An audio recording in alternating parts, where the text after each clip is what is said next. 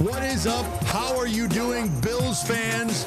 On a Monday after one of the most amazing games you will ever see in the NFL anywhere, regular season, playoffs, whatever.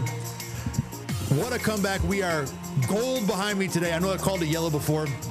Today it's gold because that was a golden evening in Orchard Park. I don't care if you weren't even a Bills fan. Obviously, if you're a Ravens fan, you're a little down today. But for anybody else, that was an amazing night of football. It was an honor to be on the field for it. One of my top 2 games all time. And we're going to spend a lot of today talking about how awesome that game was. Thad Brown in with you here on the Endgame. You're watching Rochester First. The kids, they all refer to it as Rock 1. What a night in Orchard Park. Final season at Highmark Stadium. Got off with, calling it a bang would be an understatement. It was like a magic trip. It was the football equivalent, especially if you're a Bills fan, of going to Disney World. It was as good as it got. And not only was it close, not only was it wild, not only was it just a legendary game that deserves a nickname, I personally think 41 for 41 is what I'm going with right now, which is the reference to the 41st points or the 41 points the Bills scored, thanks to, at the end, 41-year-old Matt Prater. Whatever, we still need a nickname for this game. It was that good. Beyond that, it wasn't just it was close and wild and exciting. This was MVP of last year against MVP of the 2 years before.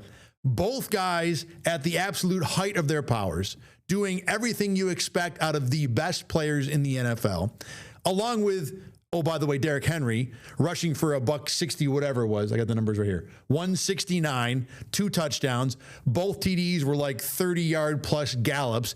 He looked amazing. It was, like I said, a fantasy land of football greatness. And yes, the Bills won the game, and that's great for Bills fans and the season and home field advantage and all that stuff. I don't even care about that. I've got so many other things to talk about. We don't even need to get into like, oh, the Bills got the advantage for the 1 seed and the whole AFC East lost. I don't even care. It was awesome. It was just a fun night. I've had the privilege of being on the field for 13 seconds too. I know all y'all Bills fans hate that one. That was still just as equally legendary a football game. And for someone who just covers the team and really doesn't care who wins most of the time, to say I was on the field for that game last night and 13 seconds, there are very few people in my position who have that privilege. Now, like some of the great national guys, you know, your Peter Kings, your Daniel Jeremiahs, your Chris Collinsworth is whatever. Those guys obviously get to be at a lot of great games. Understood. When you're a local beat reporter, you only get to cover your team. So the fact that the Bills are this right now is a huge privilege for all of us who cover this team, because now we don't need to like catch some lightning in a bottle to get a great game. We just need an opponent worthy of the Bills. And we had that in this Baltimore team, obviously, last night. So to be able to be on the sideline for these games when they come up, even if they don't act like this, even if they're just like the Chiefs game last year where it was like 26-30 or 30-26, whatever it was, the Bills won relatively comfortably. It's awesome. And then to take it to that level last night, even better. So yeah, I could do a whole hour on just how cool it was to be on the sideline for that game. But I want to get to obviously more points than that. Let me start with this. Obviously, it wasn't just me who was at that game last night. The announced attendance was 70,000 people. By the end of the game, it ain't no 70,000 people anymore.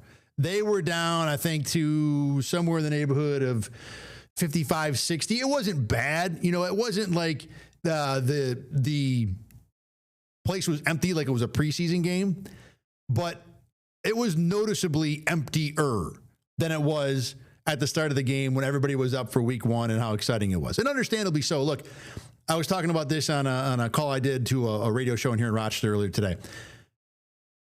There are so many people who go to this game from so far away that fighting the traffic and spending the hours it takes you to get home to then get minimal sleep and get back up early the next day for work just isn't worth it for the 1 in 100 chance that Josh Allen and the Bills pulled off what they did last night. I'll tell you what, after this, though, for the duration of Josh Allen's career, I don't think anybody's leaving ever again.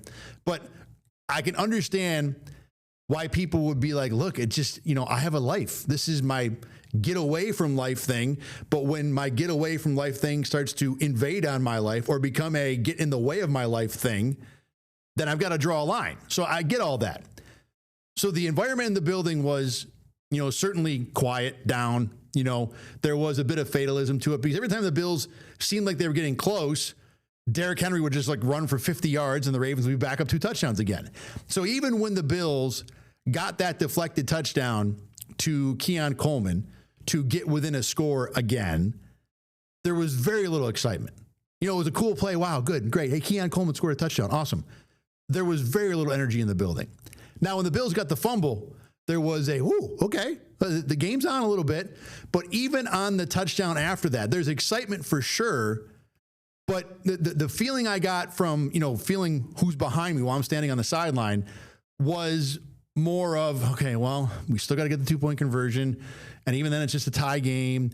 And the Ravens are going to do what they've done all night. So while there was excitement and optimism, there wasn't that wild and crazy. When you get a game where the Bills are going back and forth, or where the Bills are the team that are up by 7-10 most of the time, there is a wildness to that building.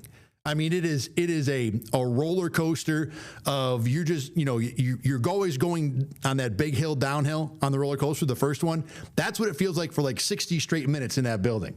So for the Bills to, be behind, let me fix the lights here. Hang on a sec.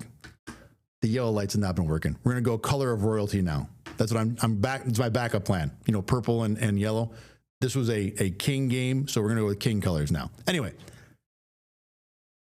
what it was like in there was not a crowd that was riding a wild high. That you would think when you look back at this game and think 41-40, that had to be the best time ever. For most of the game, most of the fourth quarter, the crowd was just not that up.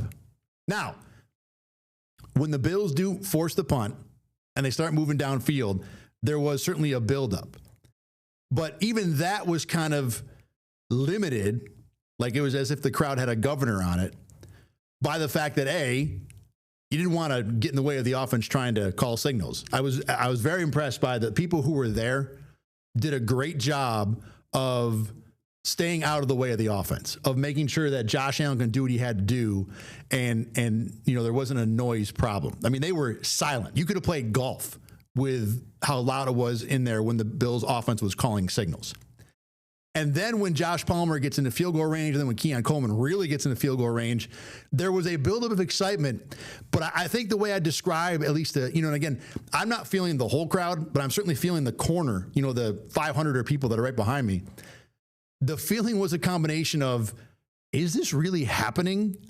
And, okay, just don't screw this up.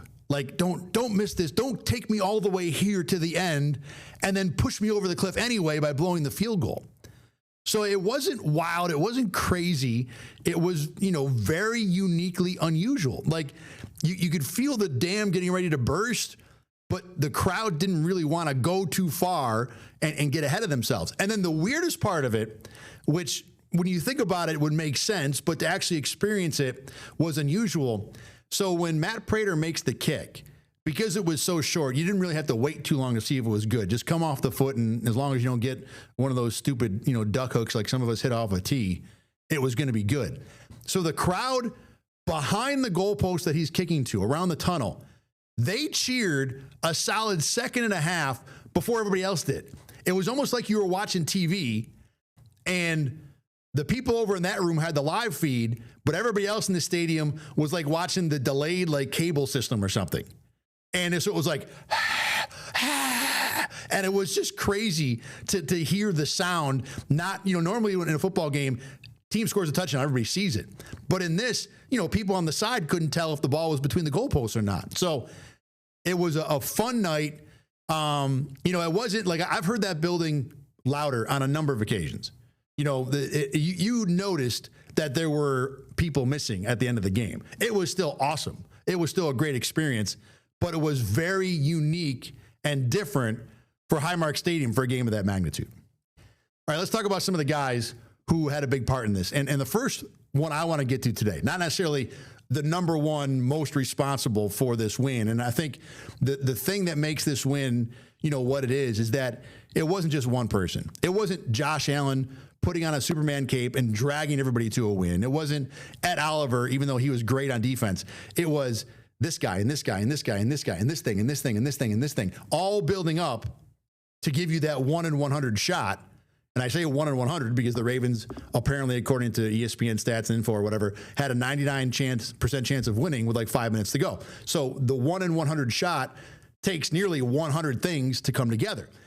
The one I want to start with is Sean McDermott, someone who constantly in this area, and look, for not for no reason at all, gets hammered for his end of game management. And, people will jump right to 13 seconds and say, look at that, look at that. Look, the guy has coached many other games than that and does a good job more often than not. And I thought he did a great job in this game. And the number one decision I point to is with, what would it be, about 4 minutes to go. Bills are down 15. They get the deflected touchdown to Keon Coleman. And Sean McDermott elects to kick the extra point. Now, modern analytics will tell you that what you should do there is go for 2. Because the idea is if you're down 15, you're going to need 2 touchdowns and a 2-point conversion at some point.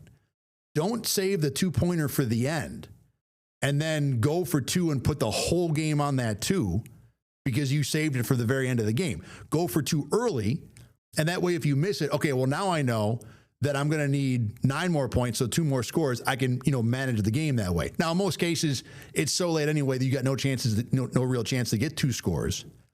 And the Bills ended up needing 2 scores and had time to get it as it turned out. But regardless, the math that in that spot, the modern math, says that what Sean McDermott did was flat wrong. Just like not a debate. You've choice A and choice B. A is right, B is wrong. McDermott took B. But he explained it afterward. And I thought his explanation was really, really smart. Give a listen to this.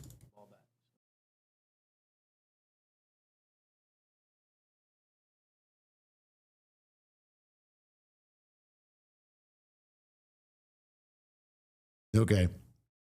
Apparently, we're having a problem with the video here. Hold on a second. All right. We're going to go back to me. Anyway, what McDermott said about the decision was, I felt like I wanted to make them play offense. That was pretty much the basis of his decision. That he thought putting the pressure on the Ravens by making it an 8-point game was the right thing to do. And he had a really good point, obviously, because now the Ravens fumble afterward. And they get a 10-yard run from Lamar Jackson. So the first snap, it didn't look like the right call. But attempting to put yourself into Baltimore's heads, I think there was probably a tightness to the Ravens. And look, this is a team that's had a lot of problems closing out games. They lose dumb games like this all the time. Think back to early season against the Raiders last year. They blew a late lead to that stupid team for no good reason early in the year. The Bills are ridiculously better than last year's Raiders. So, for the Ravens to be capable of choking away a 15-point lead in this game, this team is, you talk about coaches that have problems finishing games. John Harbaugh has way more evidence of problems with that than Sean McDermott does. Not necessarily quality, in terms of the big loss, but in quantity. The Ravens do this all the time. So by Sean McDermott kicking the extra point, he wisely thought that if I make them get a little tight, if I force them to do something, I think it's going to work out for me. Now, I don't think he's thinking they're going to get a fumble on the second snap. But regardless, you can get a punt. There's a number of ways that you can make that work out for you to get the ball back. And I think he felt like if the Bills go for 2 and miss and it's 9, you don't force that urgency, that nervousness into Baltimore's offense. And again, it turned into a fumble. To say that the Sean McDermott decision directly led to the fumble, I think is probably going too far. But the point is that for the Bills to rally in that spot from 15 points down, you are going to need your head coach to be right on a couple of gut calls. To just say, you know what? The heck with the analytics. I think this is right. I'm going this way. Because if you play that game out the standard analytic way, the Ravens probably win it way more than 99 out of 100 times. So you need to take those chances. And Sean McDermott took a chance and he got paid off by it. You know, and as it turned out, the Bills get the chance to tie the game. They don't tie it, and then they get it back a third time and win the game on a field goal. Either way, as someone who would normally say that was the wrong call for Sean McDermott, I loved what he did, and I loved the way he defended it later on. And maybe later on in the show, I'll get you the actual soundbite when you talk about it too. It wasn't just that either. You know, beyond that one call, the Bills in both halves had 3 timeouts to use when they needed all 3. There were no, we don't have the right personnel on the field, so we have to burn a timeout. We're not sure about the play call, so we have to burn a timeout. You know, I want to check on something, so we have to burn a timeout. When the Bills needed to have 3 timeouts at both the end of the first half and the second half to save themselves a chance to get points, they had them ready to go. And normally you don't, pat the coach on the head and say, great job, just because you didn't waste a timeout.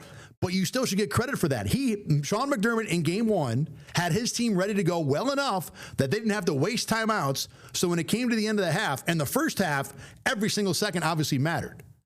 You know, if you burn a timeout in the first quarter for something dumb, you don't get the Dalton Kincaid play that sets up the field goal at the end of the half, and then you don't get those 3 points, and then you need a touchdown at the very end of the game. Maybe the Bills don't score that.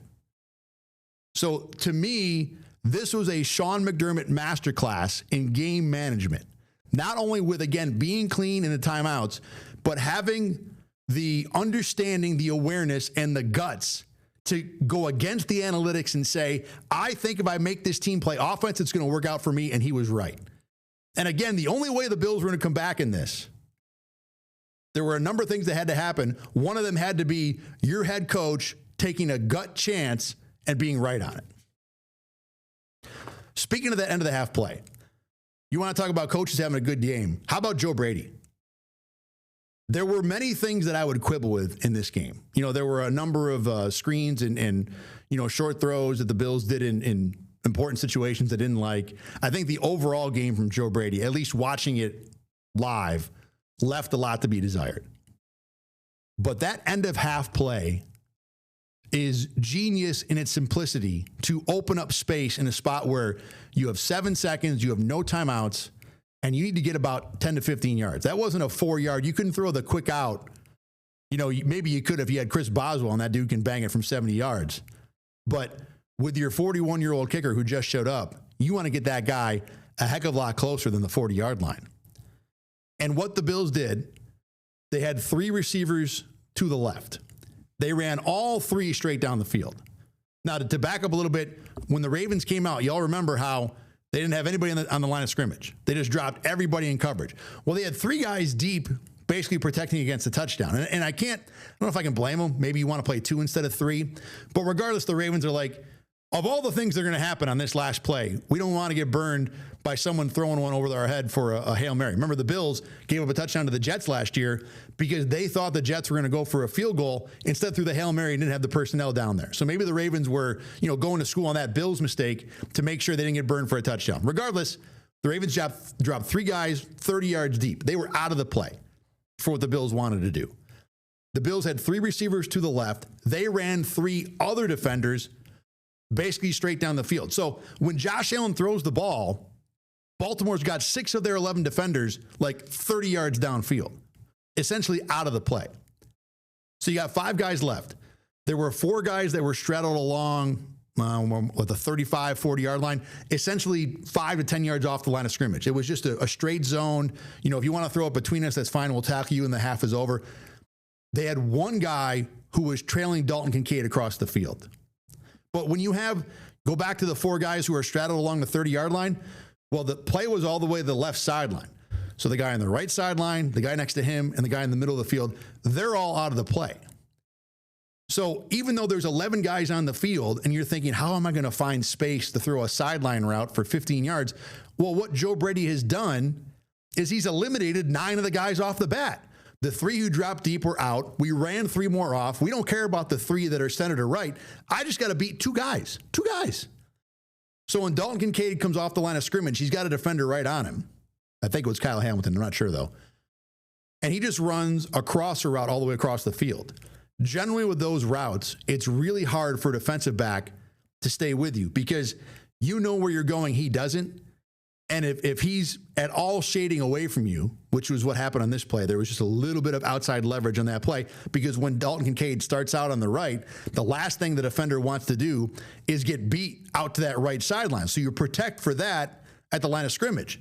So Kincaid comes off the line of scrimmage and goes left and already has a step of space. So now you've eliminated a 10th defender. So there's only one guy left. The one guy on the left sideline is the only guy who you really need to worry about. And what did Joe Brady do?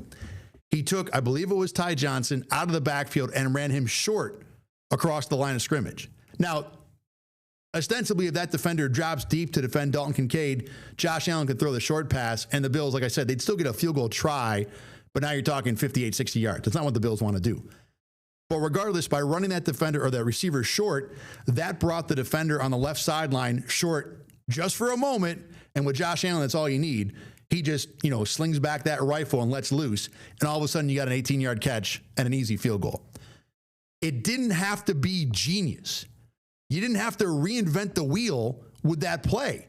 Joe Brady just understood the situation, knew who he had to eliminate on the field, check, took care of all those defenders, and now all of a sudden you've got Dalton Kincaid open by a step, but that's all you need with Josh Allen, and a field goal at the end of the half.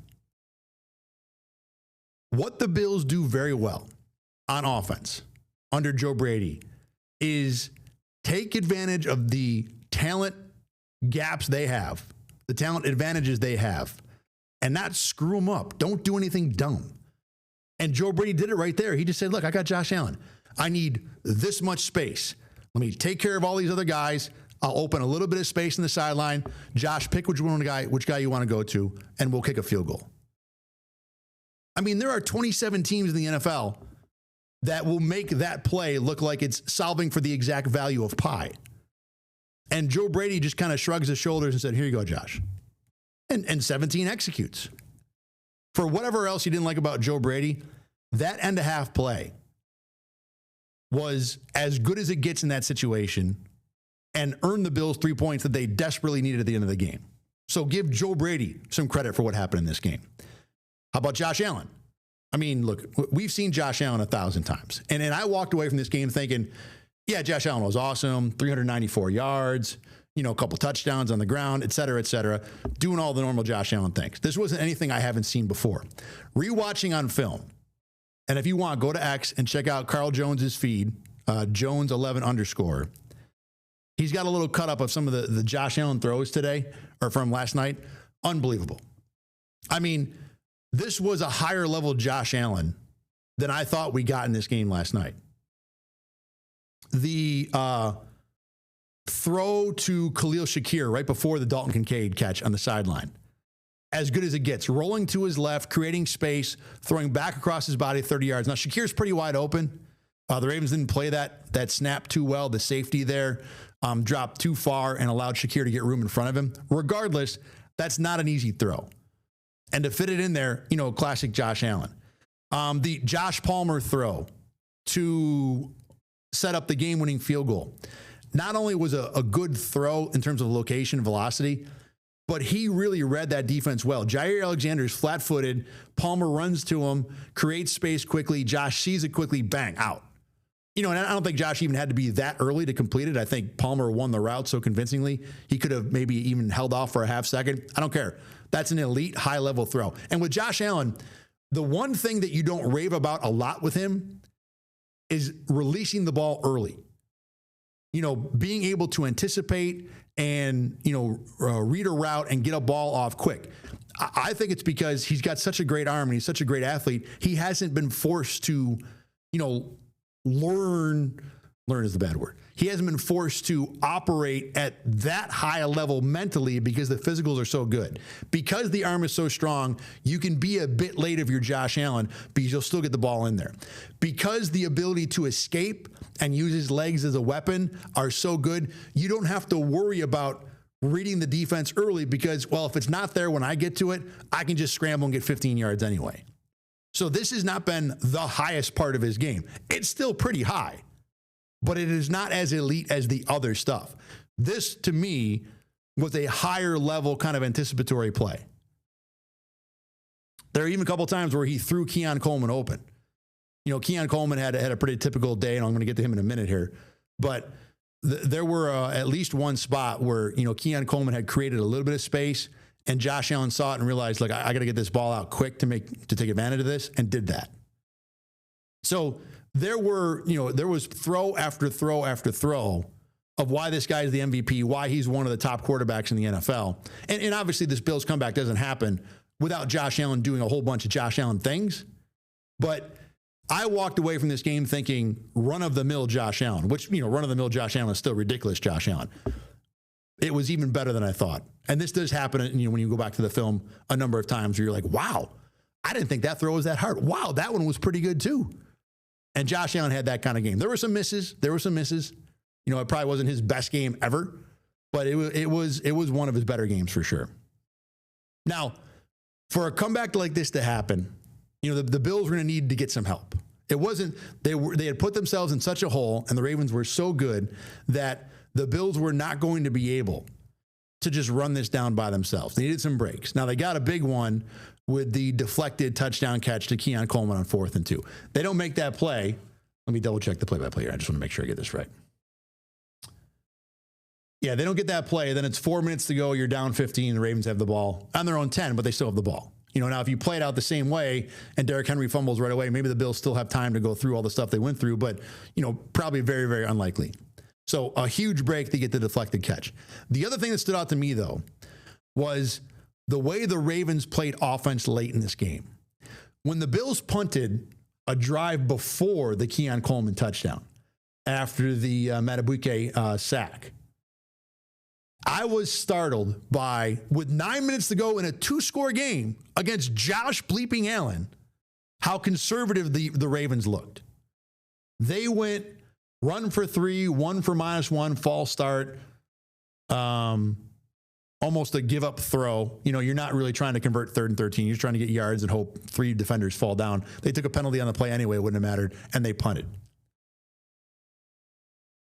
You can't do that against Josh Allen. Look, now, I don't care what you think about whether Josh should have won MVP or where he ranks in the analog of quarterbacks or the current hierarchy or whatever. Just watch what the Bills did with the Rams last year, or even the Lions. Those 2 games were maniacally crazy at the end with score after score after score after score. The Rams had to keep scoring against the Bills to win that game. The Bills had to keep scoring against the Lions to win that game. For the Ravens to act with 9 minutes to go, at least seemingly like they had it in the bag, was startling, and they got bit for it. They deserved what they got. In fact, do you know the only 2 times in the game the Ravens ran the ball on 2nd and long were that possession and then the one after the Bills got within 2 on the last possession that the Ravens had in the game. So the Bills get the touchdown after the fumble, get to within 40-38. Ravens go run for 1, run for 0. That was the Zay Flowers end around. And I'll give the Ravens credit. At least they didn't just run Derrick Henry into the line of scrimmage again. But regardless, those 2 were the only times the entire game the Ravens ran the ball in 2nd and long. Now, they weren't in 2nd and long a lot. And we're going to talk about that in a little bit too. But regardless, the Bills are going to need some help to come back in this. The deflected touchdown was one thing. The Ravens going ultra conservative at the end was another one.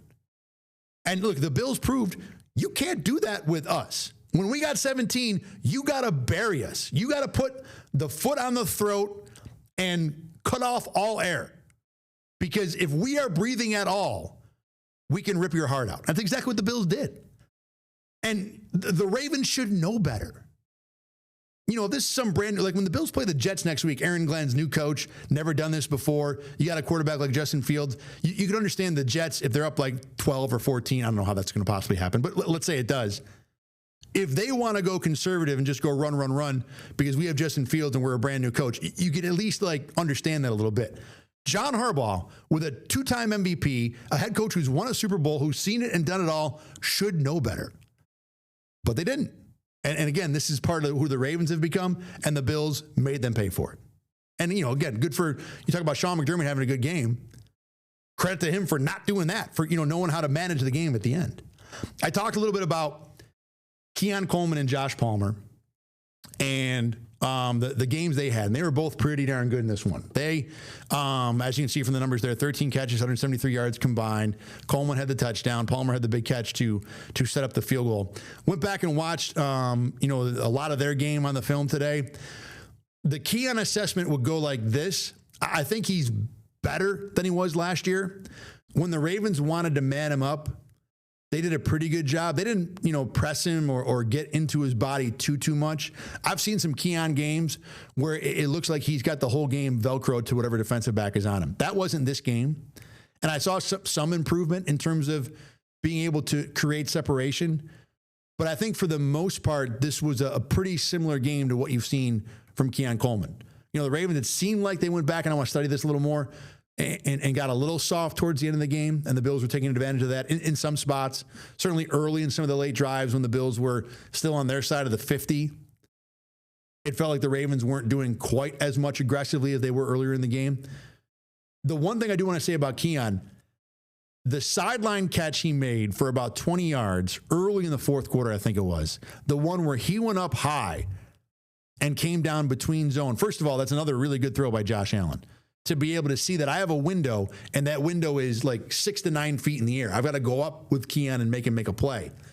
Keon, that was basketball going for a rebound. That wasn't a football leap. That was, I'm going to get way high, and take this ball off the rim kind of thing. And then to still come down in bounds with a body around him, that's what you want to see from Keon.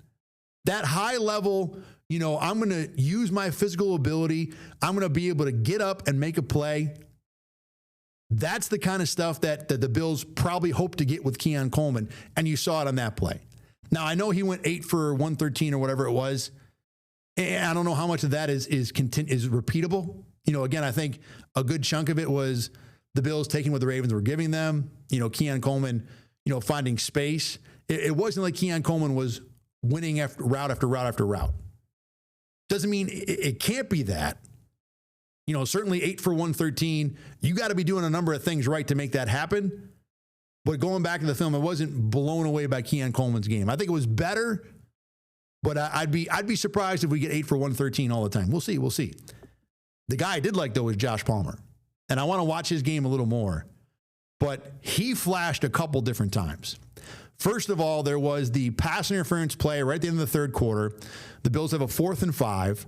Another spot where if the Bills don't convert, the Ravens get to take a lot firmer control of the game than they already had.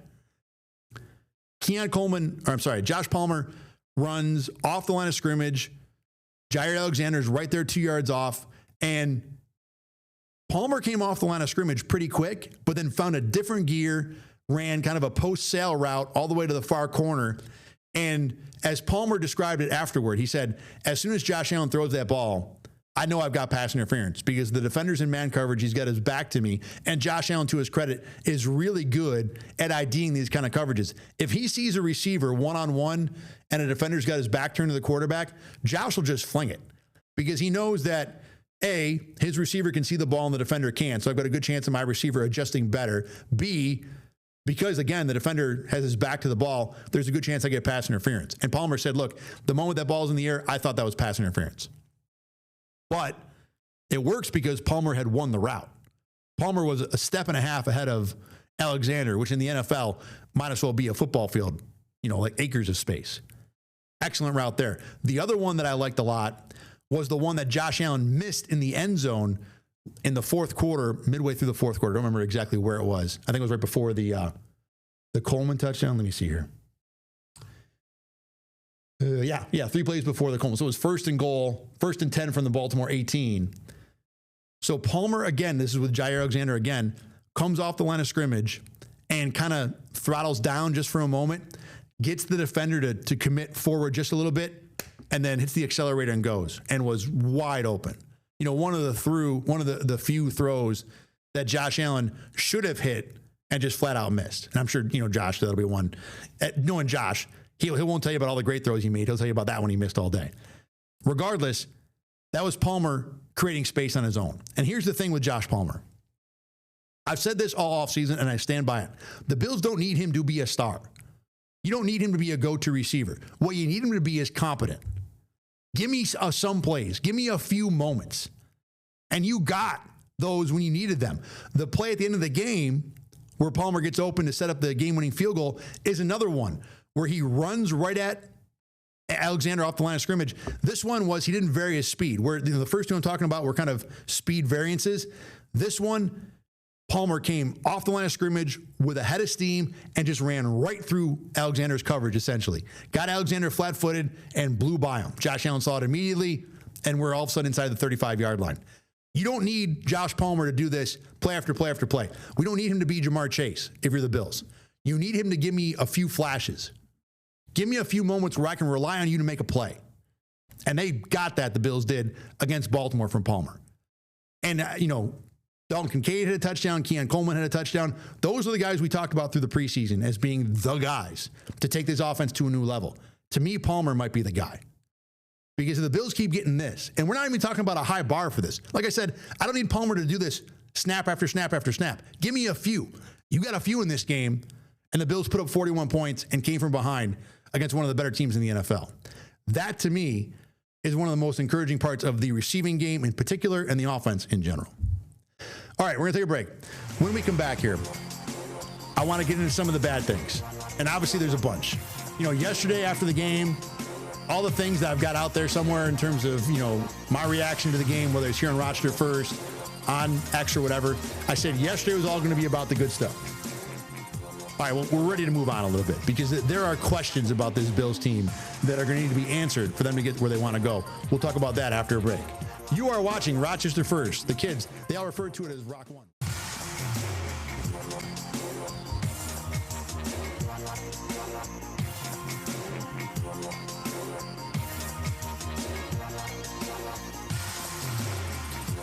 How's it going? Thad Brown here with you on the Endgame. It is Monday, the day after a huge monster Bills win. We spent a lot of time in the first segment talking about that. We're going to get to that again a little bit here. We want to bring Rachel Leiber in for our weekly segment, Did You See? Talking about something crazy that happened over the weekend because Rachel's got to get on the air at 4 o'clock to talk more about this crazy Bills game. So, all right, did you see? I'll let you go first. What was the thing that kind of caught your attention over the weekend that was not named Bills Ravens? Yeah, so college football, University of South Florida took on Florida Gators. Florida Gators ranked number 13 in the top 25, and USF beat them. 18-16 was the final score. They won it on a field goal to kind of walk it off. But the thing about this story is USF is an AAC team. They're coming in, they're being paid by Florida to play them. And the week one, they beat Boise State, who was ranked number 25. Florida's ranked number 13. They come and beat Florida. Now USF is ranked number 18 in the top 25 poll. Next week, they take on Miami, who's ranked number 5. And it's just, they became the 4th team since the start of the AP poll in 1936 to win their first 2 games as an unranked team to take down 2 ranked teams. So it's just crazy stuff coming from UCF, and to take down 2 ranked teams. Now they're going to go into this huge Miami game. It's going to be the real test of, okay, are they actually, a top 25 team? But the thing that stood out to me too is everybody's freaking out about the Florida head coach, Bill Napier.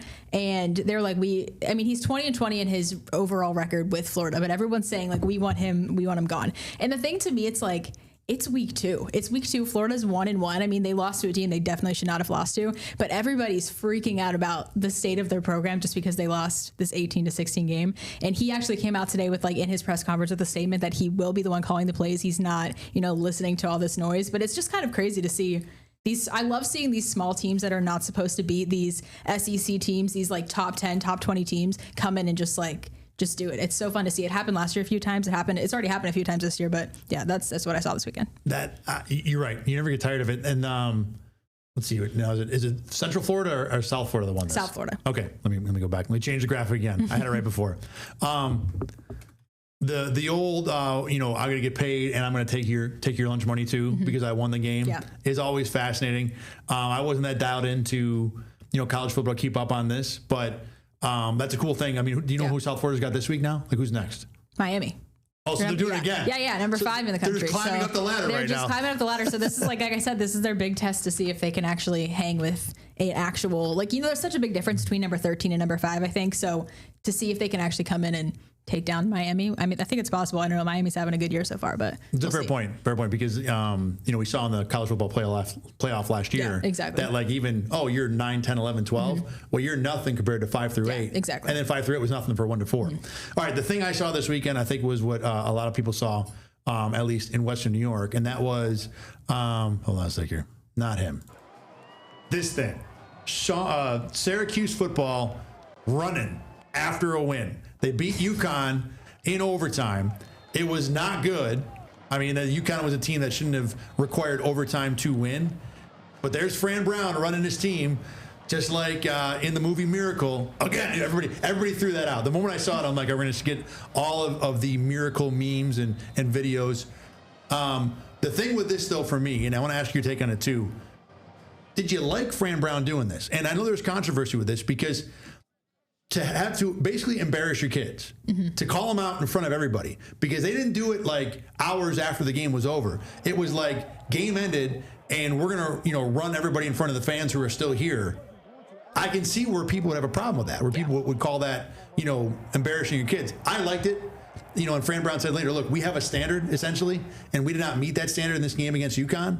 So I did not have a problem with it. To me, Fran Brown's standing, in my eyes, went up a couple notches. But I think it's at least worth a discussion because I know everybody's not going to think this, and I think there's good reason to have a debate about it.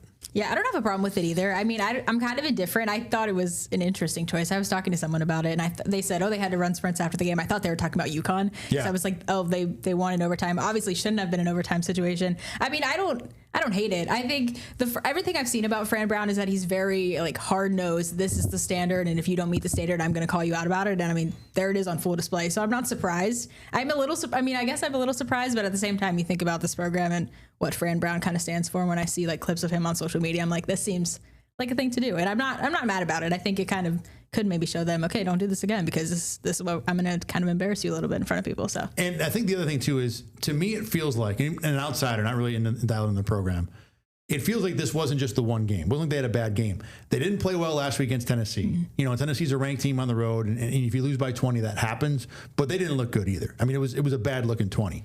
And then on top of that, I could easily see Syracuse coming off a great year last year. Fran Brown shows up, and you could easily see it getting into the kids' heads that, we're arrived. We got Fran Brown. We're gonna be fine. And you need to remind them, no, you got to keep working. And you have not done that for 2 weeks now. So if they had been 3-0 pounding teams and then suddenly lost to UConn or beat UConn in overtime and then did this, I'd have more of a problem with it.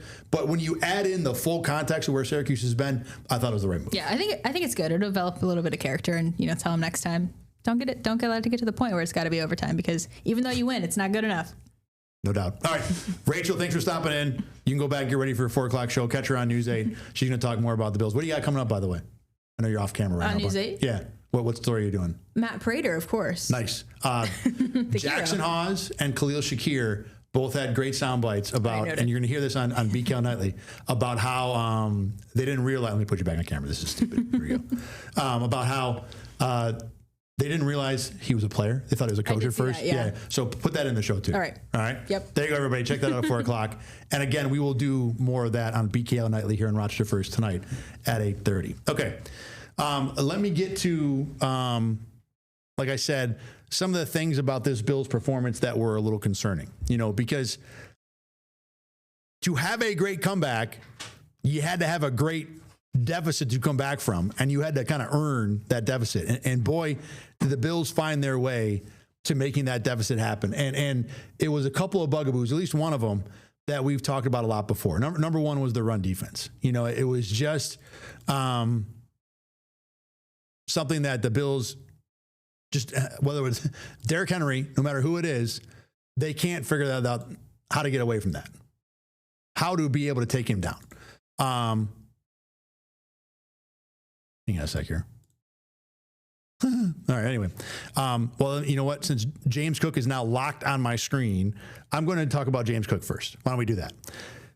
As much as the run defense was a problem, the run offense to me is more of a concern because James Cook was more or less nowhere most of this game. Yeah, he scored a couple touchdowns, got in the end zone, but 44 carries on 44 yards on 13 carries. That's, not nearly enough for what this Bills offense wants to be. The thing that I thought made Josh Allen an MVP last year was that he had the freedom not to carry this offense over and over and over. That he did not have to be the only thing that was working. They could turn to James Cook. They could let the running game carry this offense for a while. And the Bills didn't have that against the Ravens last night. In the third quarter, I was on the sideline watching Josh Allen, do a Superman act, thinking this is the only thing the Bills have on offense. Without looking at film or being able to see wide, understanding what kind of separation they had down the field, it didn't feel like much was happening easy. Yes, the offense was coming, but the Bills were, fourth down, pass interference penalties, field goals at the end of the half when you have 25 seconds and you need two really great plays back to back to do it. The Ravens were getting chunk after chunk after chunk, and it felt super easy. The Bills were struggling over and over and over. And this is not how the Bills want to live on offense. Even though, yeah, it worked last night, and the Bills found a way to make it happen. But over the course of a season, this is not going to work way more than it is. And remember how this game finished, how this game went. The reason we're all excited about it today is because of how crazy the comeback was. Well, you can't operate this way week after week. The Bills are going to need more out of the run game. Because if you make Josh Allen be the only thing that's dragging this offense, you're going to get the season you got 2 years ago, which still was great. Still had Josh Allen in the MVP conversation, but he also threw 18 interceptions. So as fun as that game was, and as awesome as Josh Allen was at the end of it, the Bills are not going to be able to operate all year long this way. And not to do what they want to do. Now, look, even that 2 seasons ago, that was still a year where the Josh Allen was an MVP candidate. The Bills had home field advantage in the divisional round, lost to the Chiefs by 3 points. It wasn't a bad year. But for Buffalo to take that extra step, we talked about, having a chance at the 1 seed. And the way this first weekend went down, Chiefs lost. Bengals didn't look great, but they always don't look great week 1. You've got a home win. You've got a head-to-head win over the Ravens. The Bills have everything you would have wanted to have for a week 1 beginning the path to the 1 seed. But if you're going to get James Cook and throw Josh Allen into this too, because he had 30 yards on 14 carries, the two guys together, they averaged less than 2 yards per carry. Less than 3 yards per carry. The Bills can't survive that way, at least not the way they want to. They can't, survive is the wrong word. The Bills can't thrive this way, the way they did last year. You need more out of the running game. Now, do we need to sound a 3-star alarm because of one bad game against what was a really good run defense last year? No. But this is something the Bills have to be better at. And, if you want to check out BKL Nightly tomorrow, myself with Carl Jones, we will do the film breakdown, and I'm sure we'll have a lot more on what went wrong with this run offense after, we both get a chance to study the film for another 24 hours or so. But in the third quarter, it felt like the Bills were not going to be able to keep up with Baltimore because the only thing they had working on offense is Josh Allen magic. And while Josh Allen has a boat full of magic, there is a limit to what that can do for you. And if you don't believe me, again, go back to 2023 and how that season went. A great year for sure, but I don't think that team ever wins a Super Bowl without getting the number of breaks like you got last night. If you want to count on deflected turnovers, teammates or opponents turtling when they have the advantage on you and not finishing you off, if you want to count on, getting calls when you need it, I don't think any of the calls were wrong, but everybody knows how it goes in the NFL. The refs don't always throw the flag when you think they should. So for all the things that had to go in, extra points bouncing off of uprights, for all the things that had to go right in that game, you can't live that way all the time.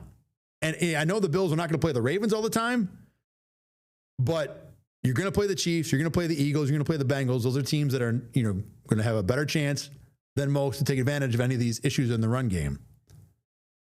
And you are going to open the door to, team like the Jets next week. I mean, that run offense looks reasonably legit. So if they're going to run the ball all day and keep you off the field, and we'll get to the run defense in just a second here, you've got to be able to keep up with them. And if you're going to put it on Josh Allen all the time, some of those games you're going to lose. You're not going to catch this all, every single week. So more so than the run defense, and I'm going to talk about that right now, I'm more concerned about the run offense for getting the Bills where they want to go. All right, let's get into the run D now too, because obviously that was, story A1 for most of that game last night. Look, Derrick Henry is Derrick Henry, and the Ravens run game. There are so many things that go into what they do well. It's not just Derrick Henry and Lamar Jackson. They block it up real well. They're not super complicated. I was talking to some of the defensive linemen, and they weren't, saying that it was simple, but what the Ravens do is they have elite talent, not only at quarterback, at running back, but also up front. They didn't even have their great fullback Patrick Ricard last night, and they still were running all over the Bills. Give Todd Monken credit too, the offensive coordinator for Baltimore. I thought he had a great plan.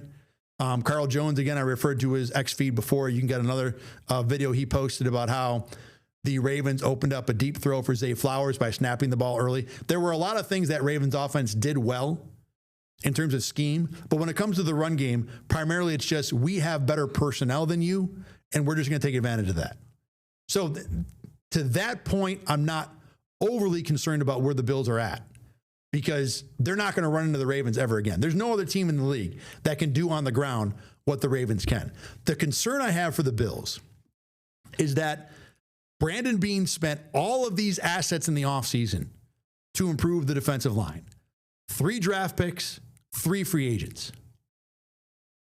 Now, when you go player by player, Joey Bosa is not really here to stop the run. Move him out of the way.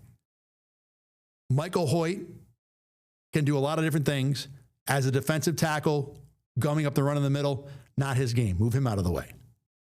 Larry Ogunjobi, you want to get more from him. Even when he comes back, he's probably a bottom of the rotation guy. Slide him out of the way. Landon Jackson's supposed to be a good edge setter, and I think there's some potential there. But he was a healthy scratch last night. So clearly, at this point, he has not played well enough to where the Bills value his contribution. So even though he's a new guy, a 3rd-round pick, move him out of the way. So now, all we're really talking about when it comes to improving the run game, certainly for at least the next 5 games before the suspended guys come back, and maybe you get more contributions from Ogunjobi and Hoyt, all we're talking about is TJ Sanders and Deion Walker. Deion Walker's camp was notable because he was impressive against the pass and not against the run. He had wiggle and was dangerous getting to the quarterback and got pushed around in the run game. Not what we expected. Still about the same level of contribution. You figured you get one and not the other. I think most of us just thought we'd get Walker as a run defender, not as a better pass defender or a better pass rusher, but that's not who the Bills have. So Deion Walker, even if you look at the big body and think he should be great at stopping the run, haven't seen it yet. TJ Sanders, his profile was already better against the pass. His camp was very mediocre, not bad, not good, some encouraging signs, but nothing crazy to where, wow, we're going to throw that guy in. He's going to totally change our defense. So when you think about the first 4 additions as not being primary run defenders, some of them because they're not available right now, the 2 rookies that did play as guys that did not show great against the run in preseason, the concern for me with the Bills' run defense is that Brandon Beane brought 6 guys in and none of them are going to be able to help. And this was a worry going into the season. And there's nothing about that game last night that changed my mind. Again, A, it's one game. B, it's the Ravens. You're not going to see them again. Now, you are going to see what looks like a pretty good run offense, like I said, with the Jets this week. This is a great test. They're not the Ravens, but they're almost like Ravens light, because you have the good athletic quarterback in Justin Fields who can be a threat. You have a good running back, not nearly great as Derrick Henry is, but a good, dangerous running back in, I just blanked on the name. Not Braylon Allen, the other guy. You all know who he is because everybody drafted him in fantasy. My goodness, this is embarrassing. Hold on, you have no idea how embarrassing this is. Breece Hall, thank you. Jeez. You know, when you do this job sometimes, everybody, you got so many thoughts in your head. I've learned that your brain is limited to its space. And when you're putting all these thoughts in your head because all the things you want to say, every once in a while something will escape. And you don't know, it's like out in the ether somewhere, and you got to pull it back in. I don't know how to explain it. That's the best way I can do. That's what happens. But anyway, this Jets offense is a great test because they're not as dangerous, not as nasty as what the Ravens are. Certainly don't have, nearly the chops in the passing game. But they are a good enough test to get a look at what the Bills' run defense can be when they're not facing, Batman and Robin running the ball on the other side of the field, or Captain America and Thor, whatever you want to call it. Regardless, the concern for me going into the season was that the Bills added all this on the defensive line, and it doesn't look like any of it's better against the run. It may not matter. The Bills may really just need help against the pass. If the Bills don't do anything against the run and they can still take down Patrick Mahomes and Joe Burrow when they have to in January, we'll all be good. But through one game, we haven't seen any improvement in terms of the run defense, and it's not a shock. It's not like, wow, these guys looked really good in preseason. Where did this all go? This was kind of what we got in preseason, and last night was just more of the same. Not only with what the Ravens have done to the Bills historically, but with kind of how these guys at least looked in the small sample size of preseason football and, limited tackle training camp. All right, awesome game in the books. I mean, I'm sure y'all had a great time watching it. I did too. Now we move on to the rest of the season. BKL nightly tonight at 8 o'clock or 8:30 right here in Rochester First. We'll break down a little more of what the Bills had to say about the game today. Coaches will talk to the media in about 2 minutes here is what the schedule is. So we'll talk about it, what they thought of the film, how guys looked, how you move forward, how you keep everybody focused after a crazy win. Bottom line is the Bills are 1-0. They pulled it out. They have all the advantages, and whatever things they got to fix, they're doing it from a position of strength. Thanks for watching again today. We will see you again on Thursday right here on Rochester First. Have a great afternoon, and I'll talk to you later. Get the Rochester First streaming app today for everything you love from News 8 on demand, plus exclusive shows you won't see anywhere else. Search ROC and download for free on Roku, Amazon Fire, and Apple TV.